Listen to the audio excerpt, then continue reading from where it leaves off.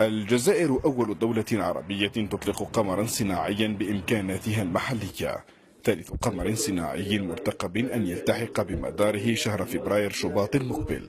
القمر الجزائري الجديد صنع في إطار البرنامج الفضائي للوكالة الفضائية الجزائرية التي تهدف إلى إطلاق 10 أقمار صناعية آفاق 2020.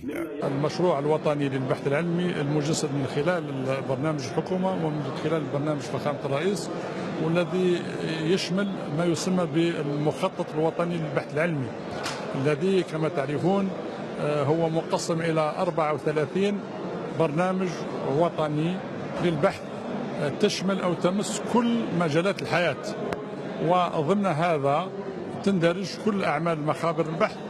سبق للجزائر أن أطلقت قمرا صناعيا من قاعدة الإطلاق الروسية وآخرا من قاعدة هندية يقتصر عملهما على مراقبة التغيرات المناخية وزحف الرمال، لكن مختصون يطالبون بتوسيع استعمالاتهما لتصل حد مراقبة تحركات الجماعات الإرهابية في الصحراء وعبر الحدود. لها فوائد عديدة، منها فائدة اقتصادية فعلا بالتأكيد، كما قلت لمراقبة الزلازل، الموارد الطبيعية الموجودة تحت الأرض، لتفادي كوارث كما قلت مثلا اجتياح الجراد، الحرائق الغابية وما إلى ذلك. عندها أهمية اقتصادية مهمة، وطبعا قد تستعمل لأسباب يعني عسكرية